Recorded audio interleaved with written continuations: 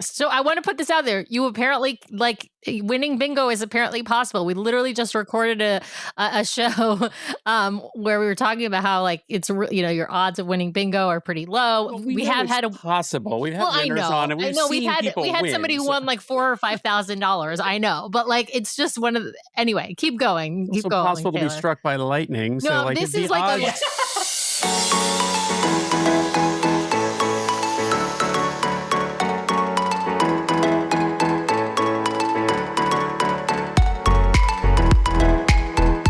Welcome back, everybody, to this week's episode of the DCL Duo podcast, brought to you by My Path Unwinding Travel. And Sam, do your jingle. Yes. Go for it. Jingle time. Simply the best. Better than all the rest. There you go. All right. It is review time, folks. And this week's review comes from Christina M.P. Smith, who writes DCL chats, !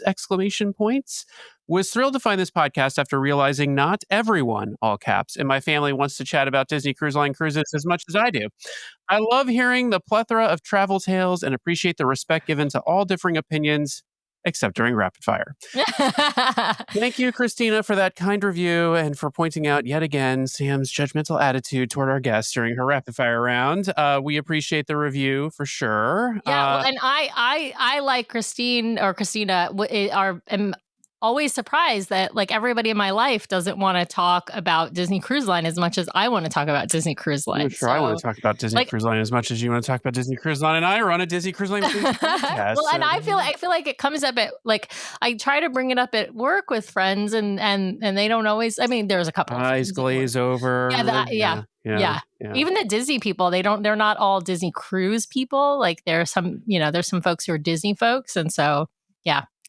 Not everybody has the same obsession, but Christina, thank you for the review. We're going to move on to talk to our guests here. So Christina, thank you so much for the review. And for all of you out there listening, please remember one of the easiest ways to support the show. Head over to Apple Podcasts, hit those 5 stars. If you leave us a written review, we will read it on the air at top of one of our main episodes for the week. So Sam, you want to introduce our guests and our topic for today? Yes, I'm super excited to welcome some first-time guests to the show. Not first-time cruisers, but first-time guests to the show who are, I think, as obsessed with Disney perhaps as we are. And their Disney Cruise Line obsession, I think, is growing by the day. So welcome to the show, Dallas and Taylor. Hello. Hi.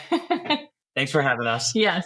We're excited to have you guys on today. We're going to talk about a cruise you guys recently took on the Disney Magic without your children. You left your children behind, which is always a fun topic. But before we dive into talking about your cruise, we got to hear about your Disney background and your Disney cruise background. Let's start with Taylor. The first time I went to Disney, I was 7. I think it was 2000. That was my family and then my grandparents. We went for Easter time. It was great. We were there, I think, 7 days. Animal Kingdom was fairly new, and that was just amazing. That's mainly what I remember of that one. Went again in high school when I was 16, only did Magic. And then my first Disney cruise was with Dallas in 2021. We went on the Dream. Yeah, it was during COVID. Yeah. So it was empty. Yeah, the reopening where capacity was 40% a lot of the time, sometimes maybe 50%. I mean, even when it started, I feel like it was 30%. It was super, super low capacity. Very, very different experience. You couldn't hug characters. You had to, you could take pictures, but they were selfie distance selfies, right? Plenty of those. And when you were inside, you still had to have masks on. But if you're outside, you're fine. It was so weird then. Yeah, very weird. Yeah. What about you, Dallas? Where does your Disney history come from? Or is it just Taylor got you hooked on Disney? My family, pretty much, my parents. I went to Disney in 2000. 2000. Yeah, same year. And then with my family, my 3 brothers, my mom and dad. And then in 2002, we went on our first Disney cruise. And that was on the Wonder. And so I remember the kids club. When the fleet was only 2 ships large. Yeah. Great. It was so much fun. That's why I remember it a lot. And then Taylor and I went to Disney World in 2019. Mm-hmm.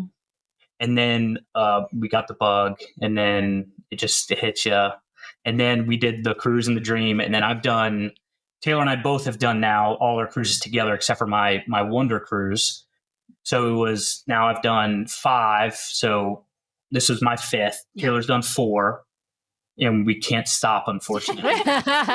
Well, there's a split Castaway Club status now, right? I mean, Dallas just hit gold. He hasn't hung up on me. Well, luckily they still had mine on there from 2002. That's true. It's pretty amazing. I mean, now they've instituted that weird rule where if you don't sail for like 5 years, you drop Castaway Club status. But Although I've not heard of anyone actually losing their status. I don't know how much I'm not sure how much I'm not sure what the timing is for when it, not just when it got instituted, but like, did they start the clock like from a particular date, or did they start the clock from your prior cruise? Or so it's kind of hard to know exactly how they're going to enforce it. And also I did hear that there were folks who called in and like complained, and they extended like people who complained to like 10-year grace period or something like that. So, but then Carnival just switched to their like frequent cruiser program. It's points based. You can lose your status from year to year, right? It's more like an airline like an program. airline loyalty. Yeah. Oh, interesting. Yeah. I feel like Disney does the 5-year thing, and they're like, well, let's see if people complain, and if they don't, then we're okay.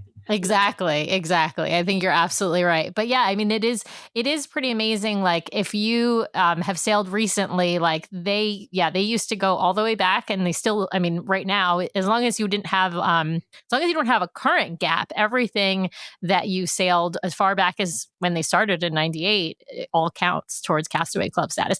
And technically speaking, paid cruises are what counts, but I've also heard that occasionally, even if you get like invited as a guest or something like that, even sometimes those comped cruises can count on your Castaway Club status. So, and for folks who are in like the travel industry or media, or who get invited on board, like that can up your Castaway Club status for sure.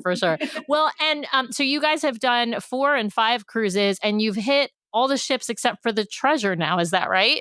Yeah. Yes. Yep. Me, and then Tay just needs the Wonder. Oh, you need the Wonder. Okay. All right. So you're going to have to book an Alaska cruise is what we're going to talk about later. I know. It's just such a terrible thing. Yeah. It's horrible. It's terrible.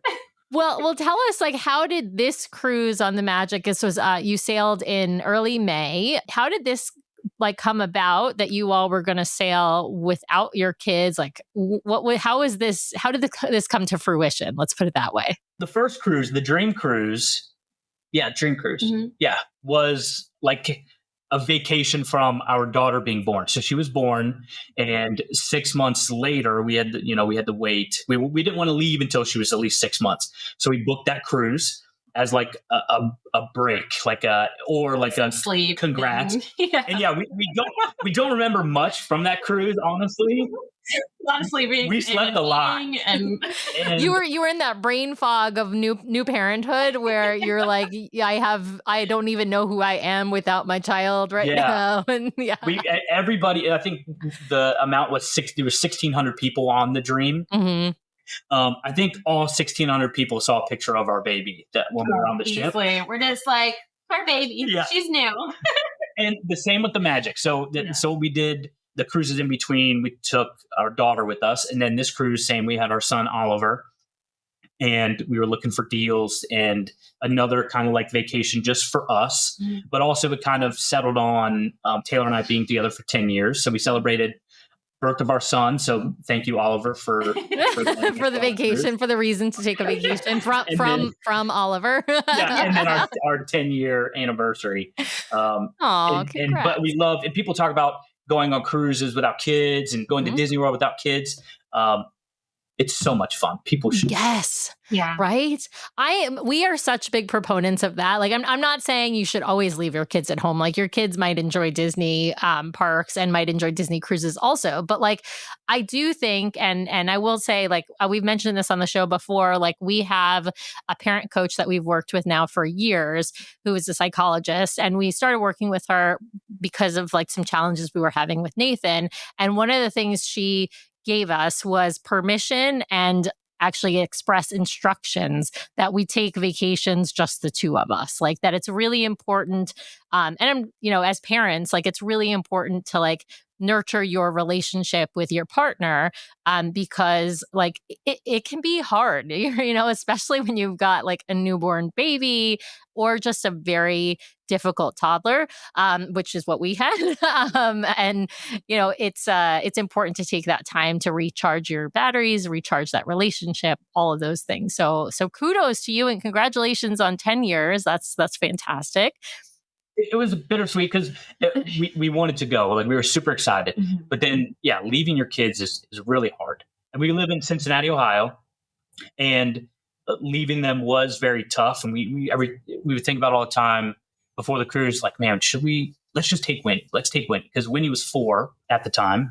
And it's like, let's take her. Let's say no. And then both of our parents would say, no, you guys need to do Go this for by yourselves. yourself.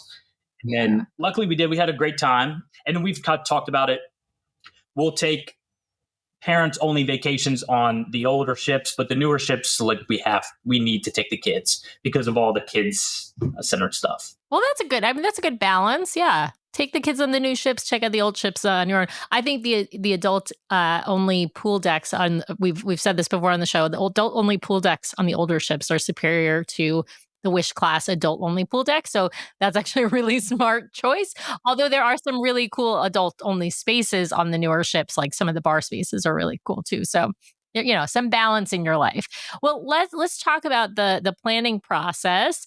I'm imagining that Taylor takes charge on the planning since she's a travel advisor. Am I right on that? Mostly. Yeah, this one I did. Our first 2, he did. And then honestly, the whole cruising and everything, like I loved it so much. That's what inspired me to become a travel agent because we talk about it 24/7. Like we watch it all day on YouTube and listen to it. And this one was fun to plan, just the 2 of us.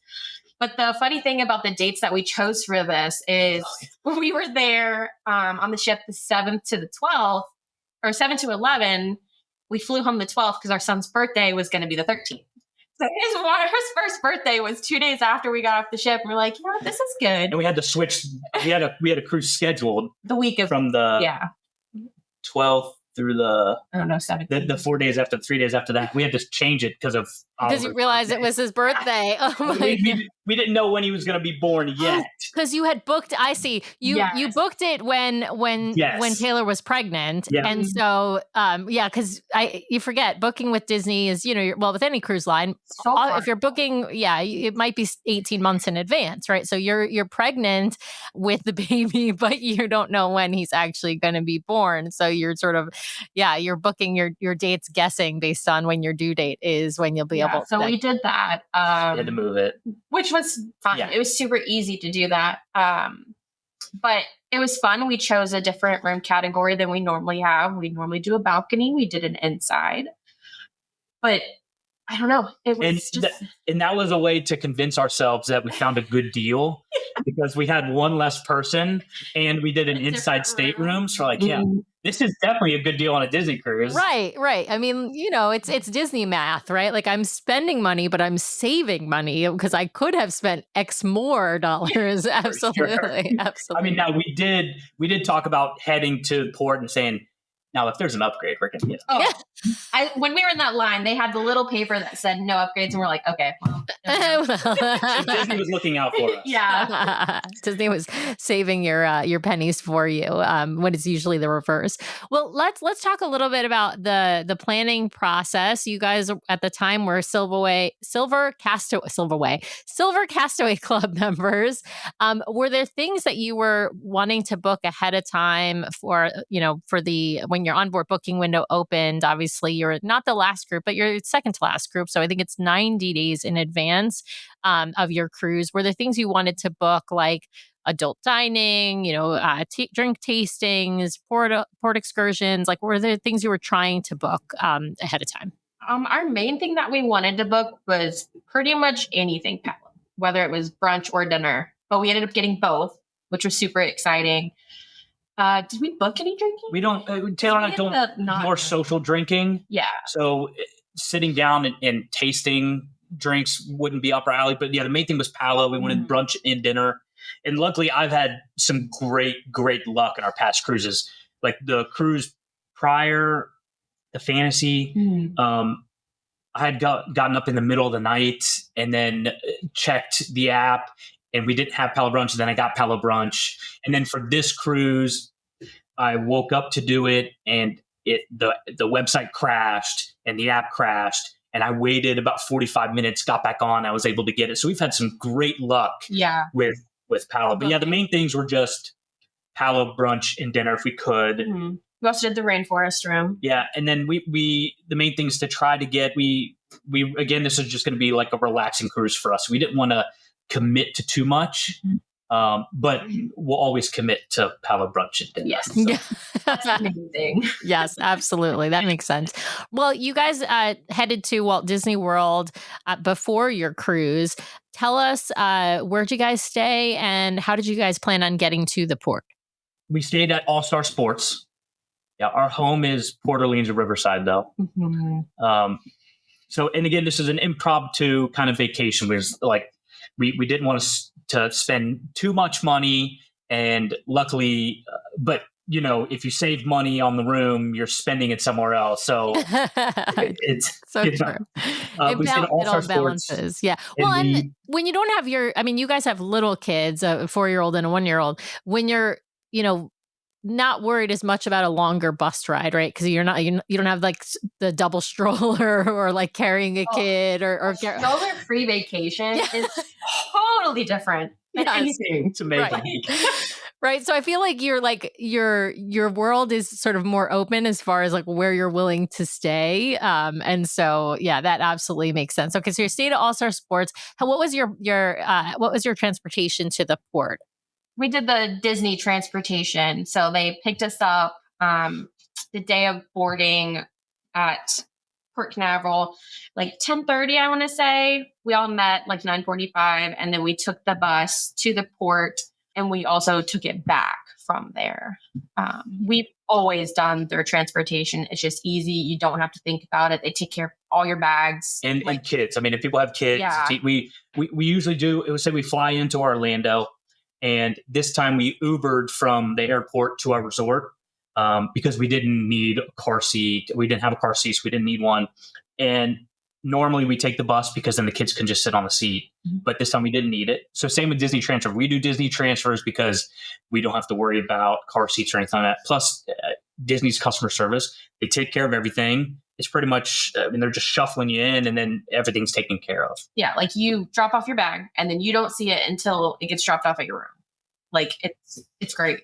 Now, you guys had a little bit of a weird check-in process at the port, if I'm remembering from the show notes correctly, that you actually had to go through, you went in through check-in like twice? Essentially something. Yeah, so we went in through the smaller security area where they drop off the transfers. And as soon as we walked in, we got this pink like tag, and it basically said you can't board until you check in at the top with the main terminal.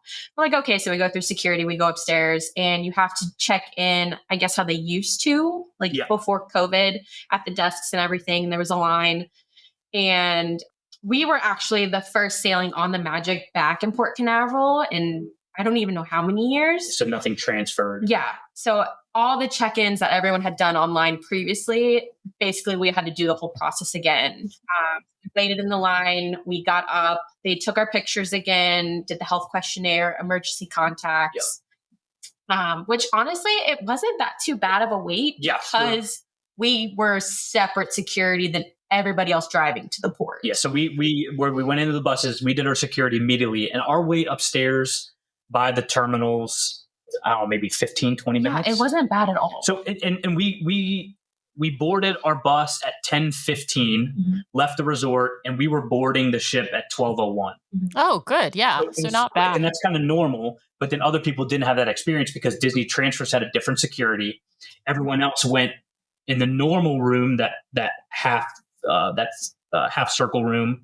And then they did their security, then went up. Right. They did their check-in at the little stands, and then they go up the escalator, or then they go through security, then up the escalators to where you guys already were. Yeah. So, I mean, that's another plug, I guess, for, Disney transportation. You if you might get an expedited security line, and when they do have IT issues, if you get into the port earlier, then you're going to be able to get through that that check-in process. I will say another like pro tip out there, make sure you have everything with you. Like even though you may have uploaded things previously, one, you're required to have your documentation with you anyway, like either your birth certificate or your passport, depending upon what you're sailing on and what sailing it is, obviously will depend on what you need.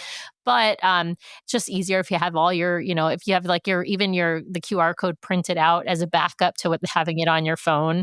Yeah, it's just a smart thing to do. It just will probably make things go quicker. All right, so you get through check-in relatively easy, other than having to do everything that you had done online again. When you had been on the Magic before, right? Am I right? No. No, this is my first, both of our first time. So this is my fifth ship. Oh, this is Yeah, my so this is your first time on Disney's original ship. What did you guys think when you boarded the Magic and your names were announced?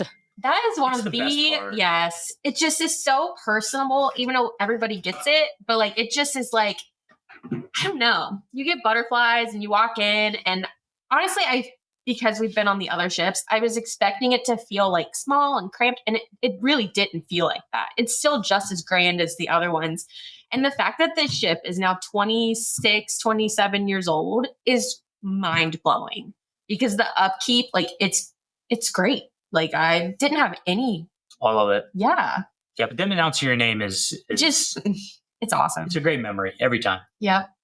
I'm curious. You've been out on the ships on your own. You've been on the ships with your kids.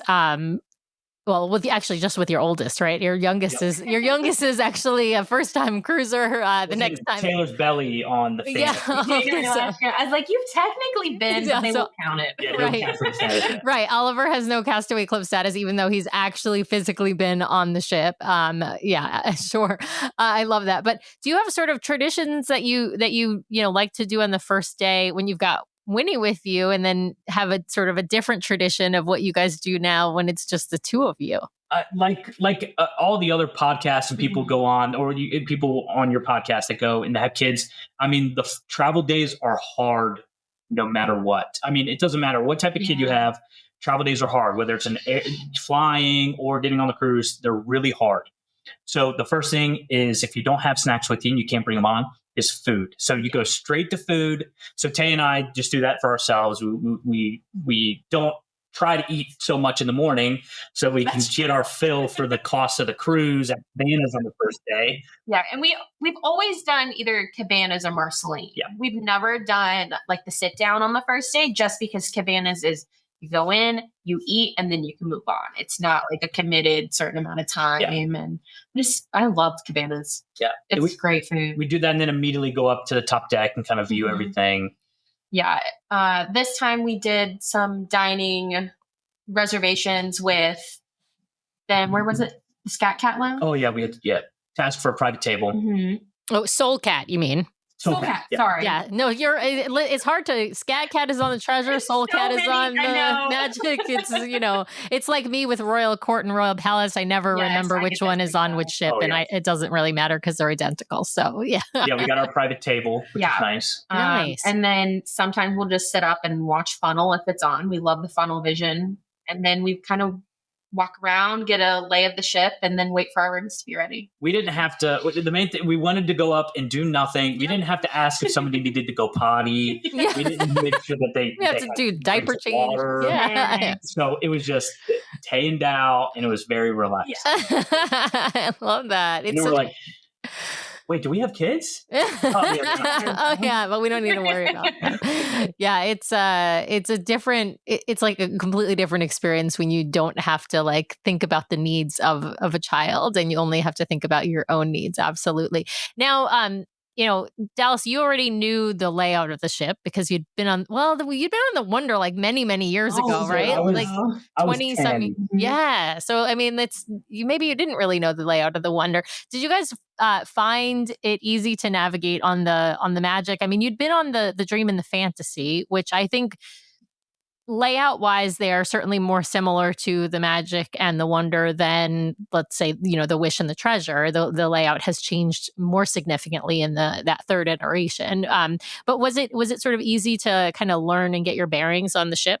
I thought so. I think like the end of day one, we were pretty familiar with it. Also, I mean, we watched so many videos on the ship sitting. I mean, we just love it. But this cruising, because we normally will try to stay midship, we stayed forward this time. And I feel like being in just one beginning area of the ship, because you would immediately go down, we knew Adult was below us and Cabanas was behind us. And it was just an easy. It does make it easier. Yeah. If you're staying midship, you're kind of figuring out where you're at. Which direction? Yeah. It definitely makes it easier. Mm. Layout was very easy. Yeah. I mean, the app is great. I mean, yeah, Disney's tech isn't the greatest sometimes, especially for check-in and stuff like that. But the app with the deck plans definitely helps. It was pretty easy. Mm-hmm. Not compared to like the Wish and Yeah, I think the Wish is a little bit more difficult to navigate, in particular because there's not every elevator goes all the way to the top decks and things like that. It's a little confusing and not so great for people who like actually need the elevator because they're using a wheelchair and they're trying to get up to deck 12 or 13 and they can't. Not every elevator gets them there. But yeah, and the smaller ships, I feel like because they're smaller, you had to walk less. So you got to places quicker, and I was like, "Oh, we're already like here." Yeah, I remember you saying that all the time. Right. You show up early for dinner, not because you intended to, but just because it's like it doesn't take as long to get there. Absolutely. I'm curious about your stateroom. You mentioned that this was the first time you had booked an inside stateroom. You usually book a veranda for your family. Tell us what you thought of the inside stateroom, if the layout worked for you all, and if you would, do it with the kids, or was this a sort of one and done, or, oh, we'll do it again, but only if we sail the two of us? I liked the inside, and it was kind of a tester without the kids to see if it would be good space-wise for all of them. And honestly, it didn't feel much smaller than a balcony that we've had. You still have the split bath. The thing about the Magic, though, there were so many storage areas. There were extra drawers. Like, we didn't fill up everything. It was so much. It was just a 4-night, but there was so much room. But the upkeep of the rooms is kind of impressive because it's so old. Everything, it seemed pretty new. Yeah. Like, it was nice. I mean, I know the main things people talk about the inside rooms is, it's people like it because it's completely dark. Yes. Which is great. That is nice. It's a bit dangerous. I'm a light sleeper and I wake up early, so it didn't really affect me too much.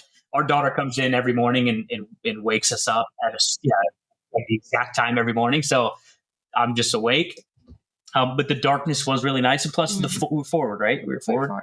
People talk about rocking and all that stuff. And it seemed fine. And people talk about they want to do midship because it's...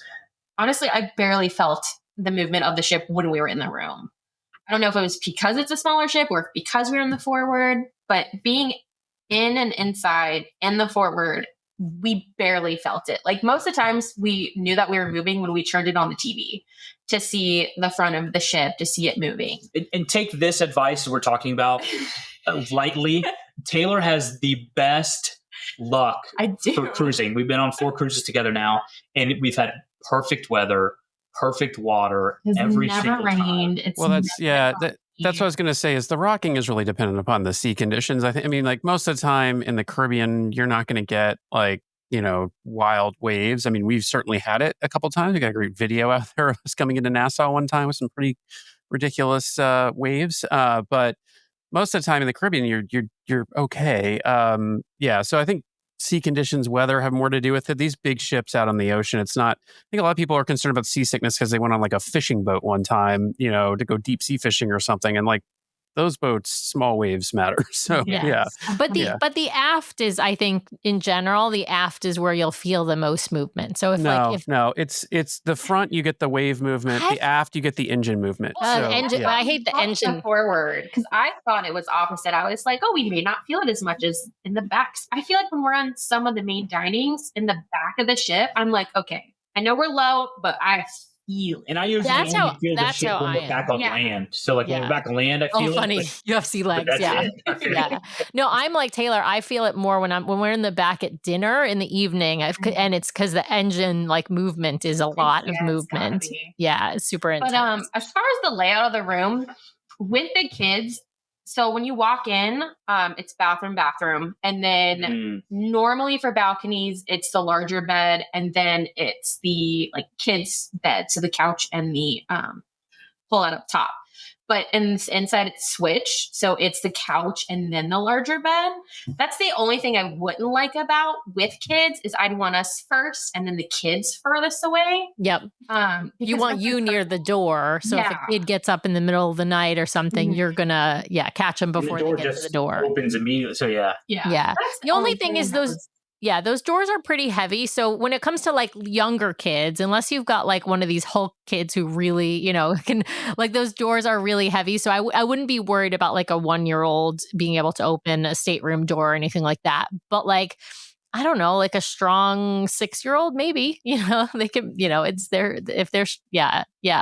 So, all right, well, let's talk about the ports you guys went to. You had stops at Nassau and at Lookout Cay. Had you guys been to Lookout before or just Castaway? No, this was again one of the reasons why we chose this specific sailing is one, it's on the Magic, and then two, it was going to the new island because when we started watching videos last year, we're like, for sure, let's go. Like it'll be different in a year from people sailing now and Complain about the flies and the no shade. yeah, different. But we loved it.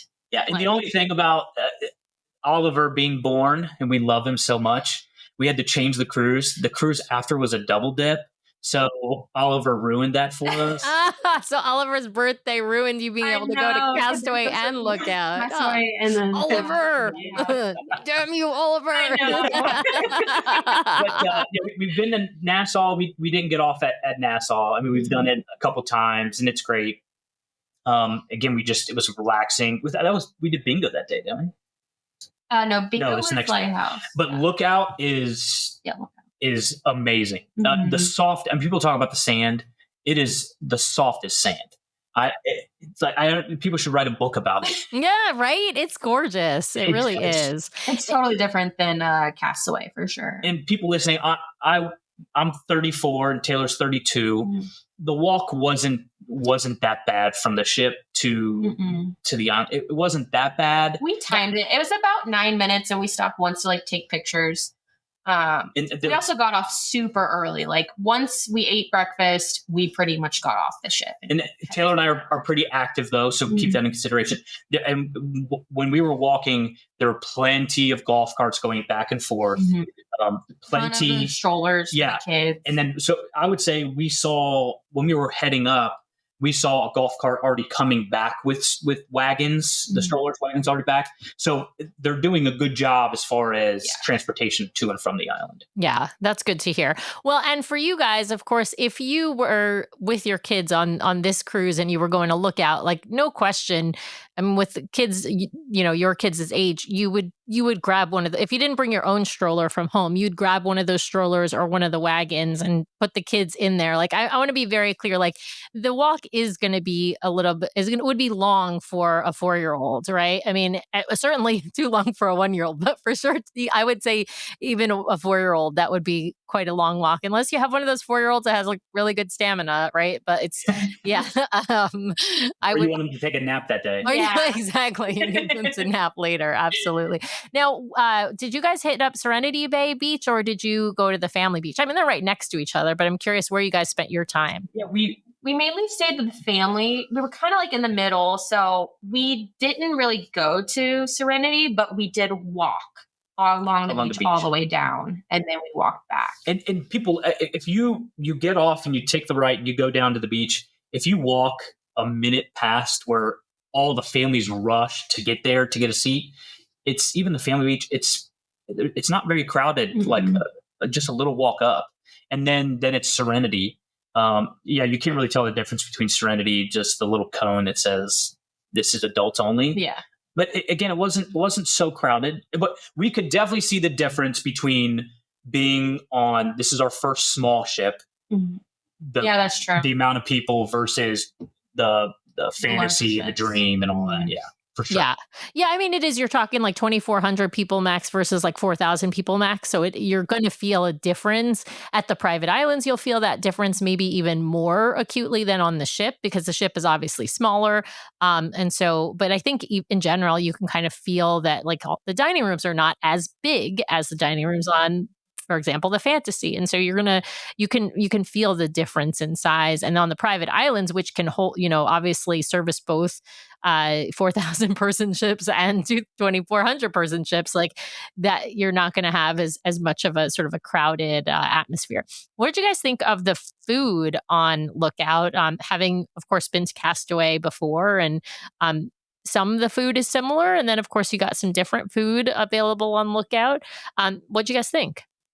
I thought it was great. It is very similar to Castaway, but some of the differences, there was like a jambalaya that was really good. Really good.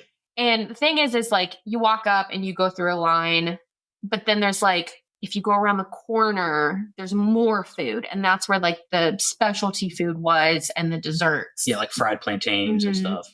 But I liked that it was different. I liked that it wasn't the same that you could get on the other island, because there was stuff that I liked more, like the jambalaya, which is not something I'd normally get going to a beach. Like I would just get a hot dog and the chips and the pasta salad and whatnot. But I thought it was delicious. Yeah, it's great. Mm-hmm. Yeah, we eat at the barbecue every time. Mm-hmm. But like there were no flies. There was so many tables to eat at, and they're really good about being sectioned off into like 3 separate areas with different tables too. Whereas like Cookies and Cookies too, it's just all just beach tables, and you're all in the same area, and it's loud. And it was not. It was very peaceful, even being in the family and not Serenity area. Yeah. I'm curious, had you guys considered signing up for any excursions, or were you like, no, this is our first time at Lookout, we're going to just hit it up as a beach day? Yep, exactly that. Mm-hmm. Yeah, we wanted to enjoy it. We didn't have anything to do, no responsibilities. We didn't have to go back to the ship early, and yeah, we just wanted to relax. Taylor and I were in the ocean for a bit. We laid down on the lounge chairs for a bit. We walked around to make sure we saw the whole island, well, the private part. It was great. We, at the end of it, the beach and the water is so nice. The water coming in the waves, it's not that inlet like Castaway, so you're getting actual waves, which is really nice. The only thing that we'll talk about is at the beginning of the day, in the morning, it's stirring up the sand, so you can't really see the coral that's out there. Mm-hmm. So there is coral in the ocean there, so people have to be aware of that. We saw it and we were able to avoid it most of the time, but and again, I don't know if it's over in the family because we were a little bit further, but there is, other than that, it's great. You might get cut up feet. That is one of those things. Like if you step in the wrong spot and then you just weren't able to notice that there was, a chunk of coral. Like, so I'm not saying like you absolutely need water shoes there, because I would say you might not, but like just depending upon where you are on that beach, it's not a bad idea to bring water shoes if you've got them, especially for children. Oh yes, for sure, for the kids, because they're probably less likely to even notice it. Yeah, I will say I kind of wish when we were walking around, because we went back to grab our shoes, but the decking is so hot if you don't have shoes. Like you cannot get like maybe 10 steps in without jumping in the shade. It's extremely hot on your feet. Yeah, I always wear my like flip-flops down the decking and then put my flip-flops at the end of like the decking on the beach, right? Because the sand can get hot too, but not nearly what that decking area does. Yeah, so just like, wear your flip-flops or whatever shoes you've got like down across the wooden decking. At the beginning of the day, it's not hot, but then if you've been in the water for a while, you come back and you're trying to go back to your chairs or go to the bathroom or whatever. Oh my God, your feet might get not comfortable. Yeah. And I will say too, like the locations of the bathrooms and like the shower areas to wash off your feet were so convenient compared to Castaway, because they had like 2 areas on the family and 1 down at Serenity where it's just right there. Whereas Castaway, you kind of have to like get out and walk around chairs to get over to like where the smoothie area was or the shops, and then go to the bathroom and wash your feet. But they were like right there. So you get out, you wash, and then you can just start walking. So I thought that was really convenient. Yeah, I think the planning is one thing where they just learned a lot of. I know there are folks who don't love Lookout because it is like things are further apart because it's sort of a bigger space, right? Whereas Castaway is a little bit more compact, and so it's very easy to navigate. But I do think when it comes to like thoughtful planning, like Lookout is better in that sense, and they learned probably so many lessons from Castaway, and were able to like design Lookout knowing what they know now from Castaway, which is really helpful.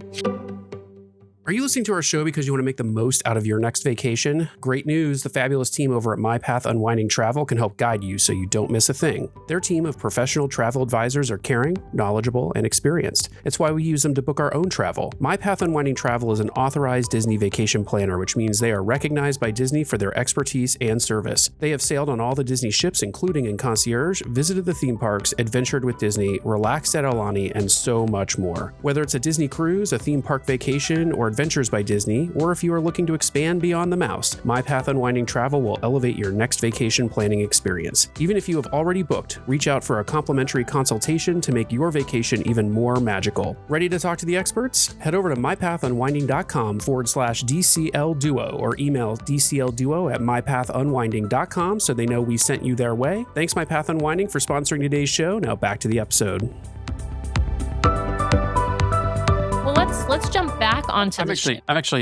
It's interesting they haven't imported anything back from Lookout to Castaway. I think that's a good point. I mean, they might. We'll see. I think we'll see more with the development of the cabanas that are being built on Castaway right now. Like, it'll be interesting to see, where they place bathrooms and things like that. Yeah. No, they're not going to look different. Yeah. I agree with you. Yeah. I'm not saying like the design will be different. I just wonder if like where they put like showers and bathrooms and things like that, I wonder if that stuff will start to, as they add stuff to Castaway or redo things at Castaway, if that sort of will matter. And I'll say one more thing about Lookout.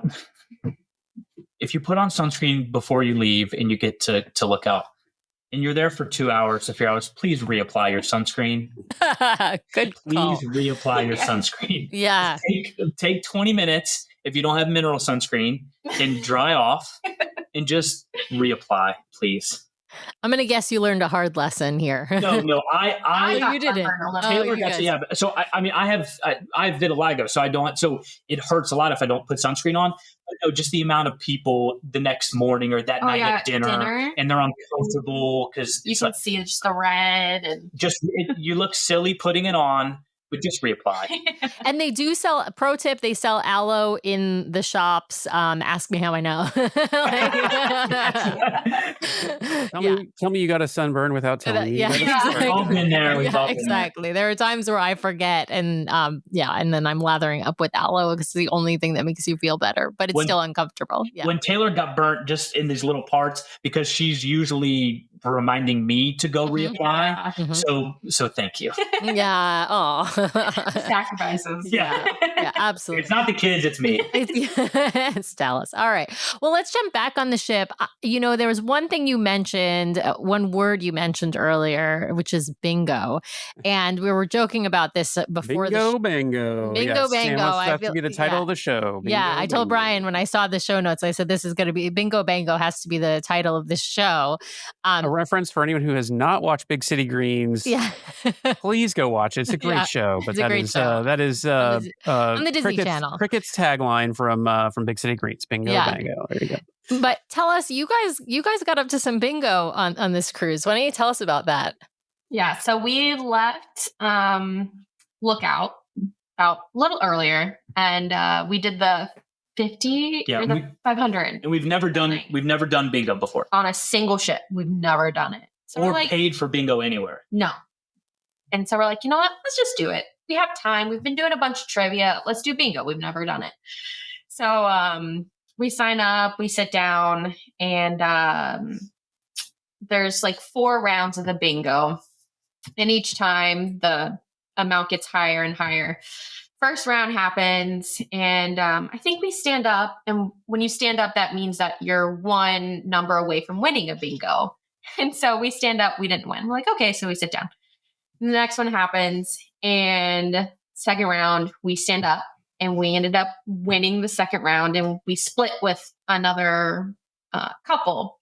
So I want to put this out there. You apparently winning bingo is apparently possible. We literally just recorded a show where we were talking about how it's your odds of winning bingo are pretty low. Well, we have had possible. We've had well, winners on, and we've seen people we had win, somebody who won like $4,000 or $5,000. I know, but it's just one of the, anyway. Keep going. It's Keep also going. possible Taylor. to be struck by lightning. No, so this the is like odds, the odds are one in something for a reason. So, we're going to be talking about lightning today. But yeah, so tell us, Taylor, what happened? So you win round two. Okay. Yeah, so we run this one. About how much for that? About how much did you win It round was two? $87 or something. Yeah, Okay. $88. So And you then, paid for bingo with that. I mean, that winning was We're paid like, for your bingo. "Oh, the rest is for fun. Yeah. Awesome. And so I stood up for that round. Third round comes, and they always change it. So the first round, it's one line any which way. The second round, third round. And so the third round comes, and we ended up standing up. And this is our third time standing up. So Dallas stands up this time. And we had a few people, a few chairs down, that kept laughing. Oh, yeah, another stand up. They another would stand couple up. got our Yeah. age. And so he stands up, and I was like, you know what? Let's record this just for fun. There's no way it's going to happen. And we ended up solo winning that. So we have Round three. round of bingo. Oh my goodness. That was 100. That was 100. Or No, we split it. The first one we split with 3 people, Oh, 2 that's other right. people. This one we won. We split it with one other person, so it was $100. So we're up. We won $187 so far. Yeah. And then So far, people. So far. So far. so far. And then Again, they he's haven't won again yet. and then the third round or the fourth. This is the fourth round now. It's the final. the mega bonus $500, and that's if you fill the whole board within. No, this one wasn't the full board. This was I forget, postage stamp or H or something. I don't know. It was a special one. And so we get to the end, and we're one number away. So then, Wait. So you have to be able to win the 500. You have to get it in 20 balls. 20 or less. Okay. Yeah. So otherwise nobody will win, and then it rolls over to the next jackpot. Yes. Yeah. It's a smaller prize. So it's ball 12 or something, and we get one away. Yeah. And Dallas is like, this is embarrassing. This is I'm standing up. I'm like, where they were give me cheating. the iPad. I grab it, and I'm standing, and I'm the only one standing. Oh my God. I was like, oh gosh. And everyone's like, oh my gosh, it's them again. And so ball 13, 14, because I need B12 or something. And then it gets all the way to ball 19. So our last possible ball. And then real quick, Taylor and I have 2 kids, and I take pictures and videos Of everything. nonstop, all day, every day. Because my parents are like, you need pictures. We don't have a lot of pictures of us as kids and our friends and all that stuff. So I take so many pictures and videos, and I am already embarrassed. We won 2 out of 3 bingos, and then we're on the 4th one. Taylor's standing up. We have 1 ball left, and I'm not recording. And Taylor recorded me. And it's a big drum roll, and it's dramatic. And he's like, it's a B. I was like, okay, cool. He's like, is it 12? And I literally scream, and I'm jumping, and I'm like, this is crazy. And no video. Yeah. No video. And I'm like, what? I brought it up the rest of the time. Yeah, the whole day. Yeah, Dallas, The whole you're day. never gonna live this down. Yeah. So we won. Crazy. So we won $687, and that paid for pretty much our Palo brunch, our Palo dinner, All of our extras. everything. Whatever Your we extras, bought, your bingo. Yeah. See, again, Disney was looking out for us. It's crazy. Oh my I was like, goodness. oh my gosh, this is wild. And then, we go to the next day. We did the, what was 5,000 and 10,000 or whatever. Yeah. And we see those same people. And the second round or the second day, we didn't sit in the same spot. Yeah. But we could see the other people. Somebody was in our with. seat. And so we're like, okay, we didn't stand up at all. Then for the 10,000, we didn't win anything, but we stood up every single round, and we sat in the same seats. So we're going to sit in the same seats every single time we go to bingo now. So close. You just got the lucky touch. My goodness, that's crazy. That's crazy. Embarrassing. It was embarrassing. awesome. I Yeah. loved it. And So, I don't I get mean- embarrassed, but I was pretty embarrassed. Well, I mean, the odds of winning bingo once are low, but the odds of winning bingo 3 times in a session They is took your machine out of service after Yeah. you Right. gave it a once over. Yeah. He was Yeah. waiting. Yeah. They're like, somebody hacks this machine. Yeah. Yeah. Security stopped by your cabin later with housekeeping just to do a quick, check for cheating devices. Yeah. Again, we had never done it. Mm-mm. Just do it once. I mean, it was fun. $40. Just do it Yeah. once. Because it not only was it I mean, they make it so entertaining. But yeah, just do it once, at least once. Yeah. And the pro tip for bingo is get there early, because it does really, on all of the ships, it is a very well attended thing. And so if you want to get there and get a place to sit and not be sort of standing in the back, get there when they open up sales. Don't get there 5 minutes before they start the session. They start the bingo sales, I think, like 45 minutes before the actual bingo session. Now you don't need to be there an hour before, but like be there during that, maybe 30 minutes before the bingo session starts, because otherwise you're going to be stuck without a seat probably. For the $10,000 one, they started it 45 minutes before, and they were selling for an hour and 15 minutes. Yeah, they started late. I will say though, like the $500 bingo, there weren't a lot of people that went. There was maybe, I want to say 30, and then for the $5,000 and the $10,000, it was a full room. Yeah. Oh yeah, absolutely. People do tend to show up more for the bigger prizes, no question. Yeah, and also just later in the cruise, like it sort of exponentially the money goes up, and people sort of hear about bingo, and so then they start to come. What now? You mentioned trivia. I'm assuming you weren't quite as lucky with trivia as you were with bingo. We tried. We tried so many different had ones fun. too. We did. Yeah, have fun. there you go, Dallas. I like It's fun. We learned some new stuff. Yeah. Nice. But no, we didn't win any. There was a family on board that did very well at trivia. Yeah, they probably cruise a lot. Yeah. I mean, I was impressed. I was like, because we saw them a lot, and they always had their winner medals. Yeah. It's like, please, can you sit out? Never team.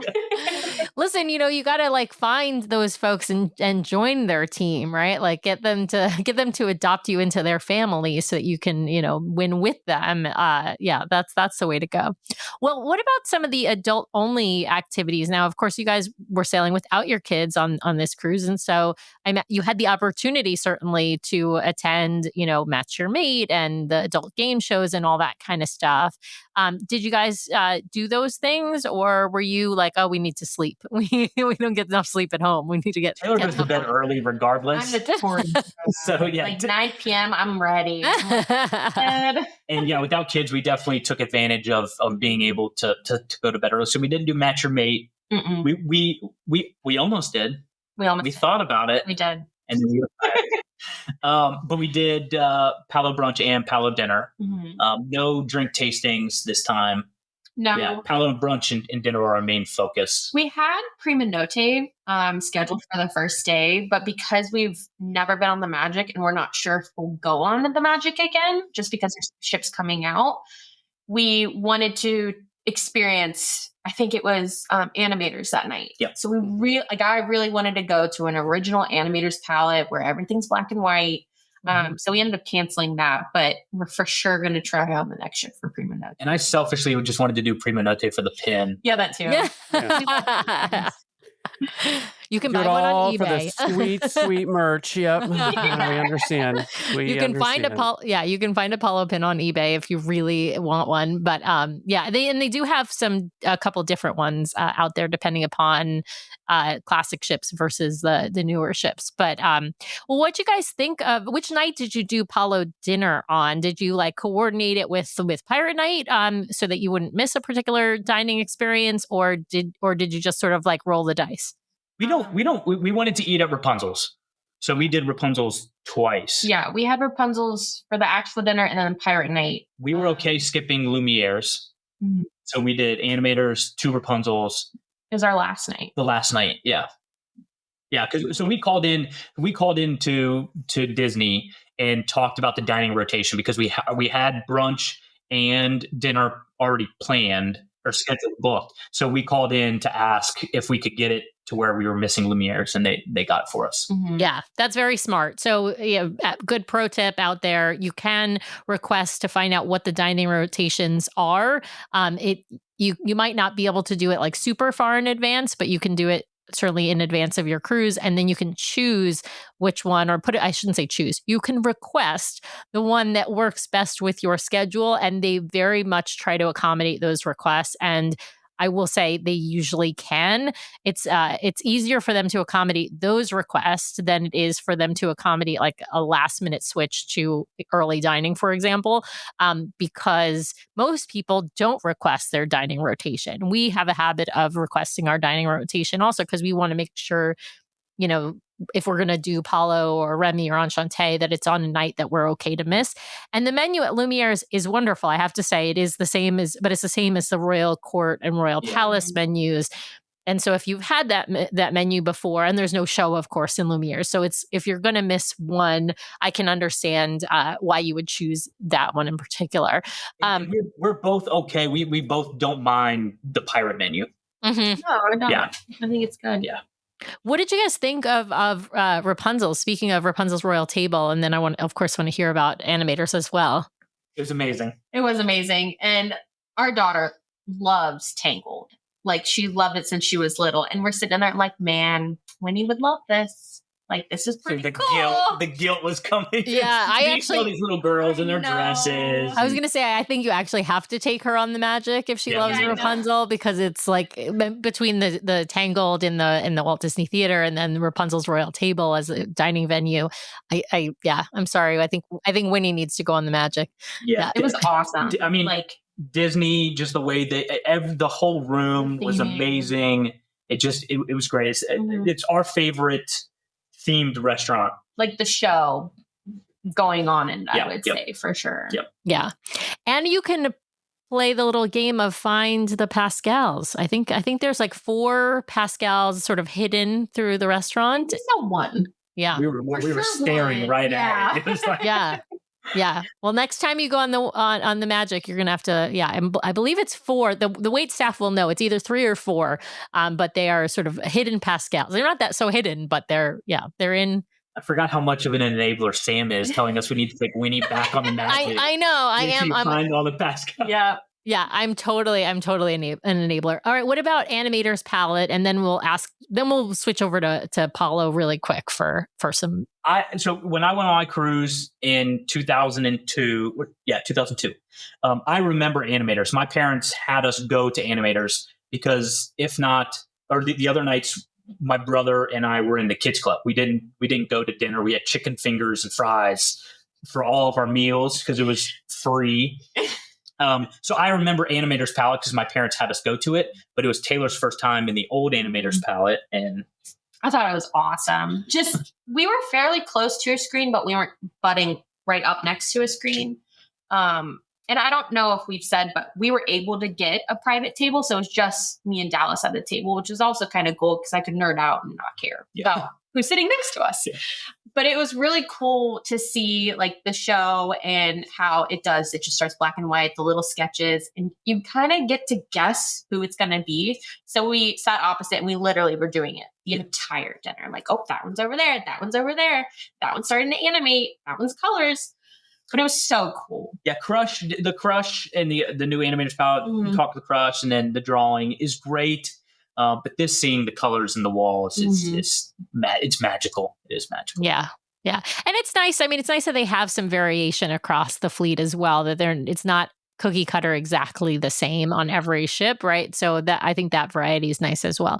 Well, let's shift over to Palo. You guys have done Palo before. You've done both brunch and dinner before. Is that right? First time doing dinner. Yeah. Oh, first time doing dinner. Okay, well then I'm sure brunch was awesome because brunch is always awesome. But it was great, yes. Yeah. People should do it. It's great. Yes. Yeah. But what did you guys think of dinner? And, do you have any regrets of missing, Lumiere's, or were you like, no, Palo is worth it? I have zero. We loved it. We liked it more than brunch. And I will say, Palo on the Magic is different than the Fantasy with that open kitchen. During brunch, it was busy, constant, like there were a lot of people, and dinner was just so intimate. It was quiet. You kind of got to observe the restaurant a little bit Very more. laid back. Yeah. Brunch. We were there longer. Brunch is like you sit down, you're like, let's order everything, let's eat as much as we can, and then you have to take like an hour and a half after to like relax. Dinner. So we had our server Diego for brunch. Was the first morning of the cruise. It was Nassau. Yeah. And then we requested him for our dinner, and he was amazing. He walked us through everything. We took our time. It was great. Again, no kids, so we didn't have to worry about getting them out of the nursery and the kids club. It was very relaxed and yeah, you said intimate. It was great. We preferred it to brunch. I thought the food was better, and there was so much food still. Yes, brunch is all you can eat, but there is just plenty of food. It's a lot of food. Yeah. Like, it was worth it. Because we both did the prefix. Yeah, absolutely. I tend to pick the prefix myself. Brian tends to do the a la carte, and then we share some of the items. But I think it's plenty of food. I think you're right. The atmosphere is probably a little bit nicer at dinner because it's usually not quite as crowded. Like it's a little bit more of a lively atmosphere at Palo, and there's nothing wrong with that. I would love Palo brunch. It's still probably, top. I mean, I don't know. It might top dinner for me, but like I do agree. It is a little bit more of a formal and quieter atmosphere at dinner time, and so the ambiance is probably better at dinner time. Yeah. Well, we had Palo Steakhouse booked on the Wish, but Winnie had one of those days where it was best if we just went back to the room in order of room service. Yeah. Listen, our kids all have one of those days. I know. The important part of that is recognizing when your kid is having one of those days and being able to pivot and not pushing through and being like, oh, you have to go to the nursery, because sometimes it's just not the best thing for everyone. Yeah. And that's what's great about Disney. Everyone is on the ship and they understand what you're going through. So. Yes, you're not alone. Yeah. If your kid's crying, ours is probably crying too. Yeah, exactly. Well, and that's also good to hear, though, as far as accommodating, right? Like, technically speaking, last minute cancellations, they can charge you, right? Like you're canceling late, but oftentimes Disney will do the right thing, which is to waive that cancellation fee and let you cancel, because you're not doing it just because you've just changed your mind. You're doing it because your kid is having a meltdown or having a day, and it's just not going to work out well. Yeah. Well, the last topic we've got to hit, at least quickly, because it's the most important topic from my perspective, is shows. Because I think the Magic has a really wonderful slate of shows. Oh no! Did you not go see the shows? Oh my God, you guys! Oh my God, Taylor, tell me I'm wrong. Thanks to everyone out there for listening to this week's episode. See you later. All right, I'm out of here. Before we started, I'm like, our main thing is shows, and she's gonna bring it up and bring I know. We do love going to the shows, and every time we've had our daughter with us, we went to the shows. We went to the shows on the Dream. I don't know why we decided to do other stuff, but we did. Well, we had early dining too, and we watched Tangled on YouTube for Winnie. Yeah, we can do that. Oh, you watched it ahead of time. I've seen that one. But that's the best one on the ship, you guys. And there's nothing better than live theater. I know. You know what we did? Some might debate that, Sam. Some might debate that there is nothing better than live theater. Listen, no. They said, listen, it's my show. I say, I make the rules. It's funny. My mom took my brothers and I to a lot of shows here, especially in Cincinnati. And so we love it. I love it. But yeah, with no kids, we're just like, you know what? Let's just, because you know what we did? And this is, people can talk about this and do what we didn't go to the shows. We had the hot tub by ourselves in the adult section. Yes, we did. Every night. That is a nice, that's a nice option. I mean, I'd still choose the shows, but that is a nice option. That's what we did instead. It was nice. It was relaxing. The only show that we kind of watched, I guess you could say, is we did it in the room. Yep, we did it in the room. Yeah, because I was tired. I was ready. Like, I'm laying in bed watching it, and it was still great because even if you're, like you said, kids are having a hard time, they can still watch the shows in the room on the TV. So that's the first time we've ever done that, and it was nice. But yeah, we didn't see anything. Well, I'm just shaking my head at you guys. I can't even say anything. I can't even. well, I had a couple of wrap-up questions for the two of you here. So, sailing at kind of just the two of you, looking back on this cruise, would you do that again with Disney? Have you thought about any other cruise lines? Yeah, so my brother has done Virgin and they loved it. And Taylor and I watch a lot of cruise videos on YouTube, and we listen to your podcast and people talk about the food on Virgin, which we were hesitant to do Virgin initially because we're not big partiers. Yeah. So we thought that was the whole vibe of the ship, and we've learned that that's not the case. So we definitely talked about Virgin. Mm-hmm. I went on a Carnival cruise and I was 14 years old. So I don't remember it too much. We probably wouldn't do Carnival, but maybe Royal. I for sure wouldn't do Royal. But yeah, I've only done Disney. So I'm a little spoiled right now. But yes, we will do Disney, just us again. It'd just be really hard to not take Winnie and Oliver, which we say we won't take them, but we probably will. It was very hard to go without the kids being away, because we've done Disney without it, just being away and not having contact with them for the 4 nights because we didn't get the internet package was very tough. And something we did this time too, because we weren't taking our 4-year-old, and she's very aware and she loves Disney. She asks every day if we're going to the castle. Is she knew we were leaving, that we were going to be gone. She was going to be at grandma's, but she didn't know where. So she found out when we got home and started showing her videos and pictures, because we took a lot more pictures and videos than we normally do because we didn't have them. We wanted her to see what we're doing. She was okay with it. She was sad. She's like, I didn't go. I hope you didn't show her Rapunzel's royal table, because she probably would have been super jealous. Yeah. No, but for sure, we will for sure do Virgin. Mm-hmm. Yeah, for sure. Yeah. But Disney's always top of the list. But I think we will always, going forward, take the kids on Disney. I don't think we do another Disney cruise without them, because they're starting to get older and they love it too. So this was our last solo Disney property. Your last hurrah. Yeah. Yeah. Well, Sam, is it that time? I think it's that time. All right. No, I'm looking at my watch. I think it's that time. All right. Well, we have I'm ready. reached that point in the show where Sam is going to ask you some arbitrary questions, apply some arbitrary rules, and more than a dash of judgment, or the round we know as rapid fire. So, Sam, take it away. All right, you guys, you knew this was coming. I'm going to ask some Disney favorites. I'm going to ask some Disney Cruise Line favorites. And each one of you gets to answer for yourself. So don't give me each other's favorites. I want your individual favorites, which means they can be different. They don't have to be different. All right, we'll start with favorite Disney character. And Disney means pretty much everything in the world, because Disney owns everything. Taylor, we're going to start with you. I love Maleficent. Oh, you're a villains girl. I have pop figures and t-shirts. I just love her. She's my favorite villain and my favorite character. Before I answer, is this dash of judgment on top of the judgment we just got about? Yes, absolutely. You get extra judgment in you were barely judged before. Yeah, I know that was that was nothing. Mine is just classic. I love Mickey Mouse. Sure, perfect, love it. All right, that's a great answer. Okay, favorite Disney movie, and Dallas, we'll start with you this time. Beauty and the Beast. Oh, good answer, Taylor. Aladdin.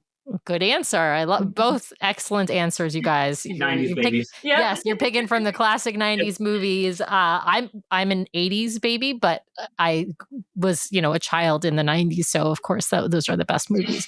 All right, let's start with Taylor, favorite Disney song. Friend Like Me. Oh, great one. I Dallas? Right now, it's Topsy Turvy. That's a funny one. Okay. Topsy-turvy. Everything is, yeah. Listen, Hunchback is a great movie. So it's a good movie to choose from. I'm not sure I'd choose that song, but okay. All right.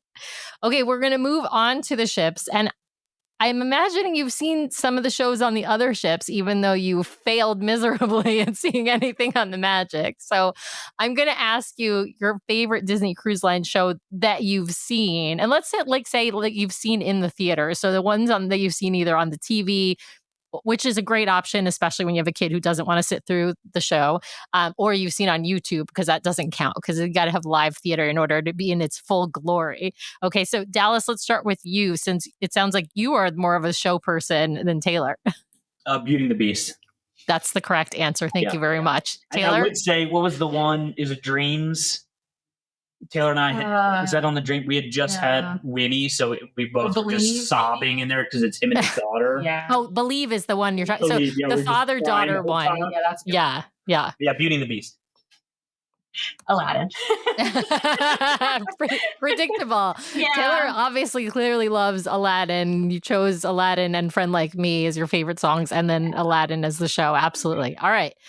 What is a favorite onboard activity? Let's do I'm going to do a family activity, and then I'm going to do an adult only activity. So we'll start with the family activity. A favorite family activity on Disney Cruise Line, Taylor. Honestly, I loved the splash pad area with the kids. That is just so much fun because we normally don't do too much pool time unless the kids were there. I love the splash areas on the Wish, on the Fantasy last year. They're great. Awesome. Dallas, what about you? It was watching Winnie eat ice cream because she got her first brain freeze. Oh my gosh. She did on the Disney Cruise. ship. Oh, that's a fun memory. I mean, we have video. She's like no idea what's going on. She's like, why does it hurt? Why and then does she it just hurt? kept going back for more. Says, They don't understand. No. Just keep eating. It's like, slow down. Oh, that's actually hilarious. Okay. Favorite adult only activity, Dallas. it'd be dinner, Palo dinner. That was pretty awesome. I really like on the Fantasy the heated loungers and the rainforest. I could live there. They were great. That is a good answer. All right, favorite rotational dining. Now, the only ship you haven't been on, well, for you Taylor, you haven't been on the Wonder or the Treasure, but across all the other ships, what's your favorite rotational dining? I really love Enchanted Garden, mainly for the food, but I also kind of like that it's not big and flashy and showy. There's no show. But that menu, is just great.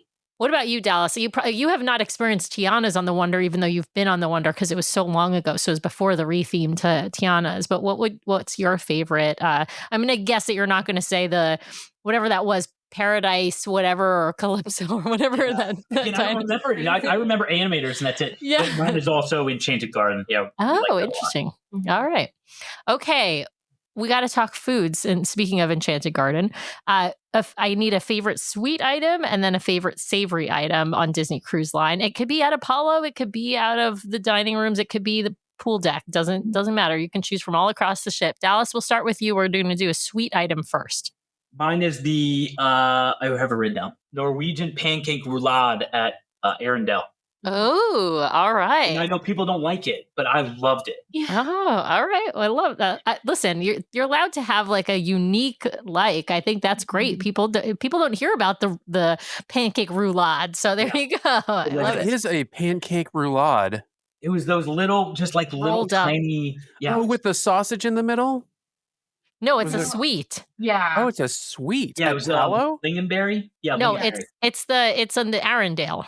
Oh, I don't think I had that one. That whole Okay. restaurant is but that was delicious. All right, Taylor. Okay. What about you? Sweet item. I will get it wherever it's at. It's the warm sticky date pudding. Mm. That's probably one of the things I look forward to most when going on the ships. Yeah. And that's usually, I'm trying to think, it's in Animator's Palette, and I forget which other restaurants it's in. I think it's in Marvel. It's in Marvel. Yeah. So, Enchanted Garden, I think. No thanks. oh, maybe Enchanted Garden. Maybe that's what I'm thinking of. Yeah. All right. Favorite savory item. Taylor, we're starting with you. The sea scallop dinner in Enchanted Garden again. Oh, there you go. Yeah, All right. like the sun-dried tomato. Oh, yeah. risotto, I Oh, think, yeah, and yeah, stuff. yeah. I love it. Nice. What about you, Dallas? Mine, we got it twice at lunch. It's a mushroom carpaccio. It's just a mushroom. It's like a cold mushroom appetizer. And it has blocks of cheese with it. I loved it. Is that in Palo? Balsamic on it. No, main dining. No, it was lunch. Royal Court or Royal Palace. I forget Yeah. which one. You know, we never do sit down lunch except on Embarkation Day. So I don't think I've never seen that dish. We've Okay. only done it twice, and the second time we went just so I could get that. Just so you could get the mushroom carpaccio. All right. Well, good to know. All right. These are some good little tidbits of advice about dishes to try that I have not tried. Okay. All right. Super important question, of course, is what is your favorite ship? This might get judgment. It might not. It just really depends on your answer. Dallas, we're going to start with you. It was the Dream, and then it turned into the Fantasy. Oh, okay. Interesting. All right, Taylor, what about you? Fantasy. Wow. Yeah. How come you like the Fantasy better than the Dream? We say the same thing. We like the Fantasy better than the Dream also, but it's hard for me to always explain why. One thing that I liked, even though we didn't have our kids on the Dream, was the splash area that's on the Fantasy, because that's not on the Dream, like the giant Donald's area. But also, the Fantasy was a 7-night, so I don't know if having more time on the ship is what we liked. But that's mainly, it's just, I don't know. Yeah, it's like two things. It's my favorite class of ship, for sure. The Dream was COVID, so there's only 1,600 people on board, just Taylor and I. Yeah, it's totally different. But then we had Winnie on the Fantasy, and it just took over. It just leveled up for you. Because now it's the memory of the Fantasy. But it's great. We loved it. Yeah. I think that is very often the case, that it's about the itinerary or the memories you make on a ship that make a ship your favorite. It might not be anything really having to do with that ship. Although obviously that you like that class of ship, which makes sense. But the Dream and the Fantasy being so similar in layout, really there's not a huge amount of differences. I like to remind people the main difference is the adult area theming, and a little bit of that layout. But you're right, there's a little bit of a difference on the pool deck layout as well. Yeah, but great choices. Okay, no judgment there at all. All right.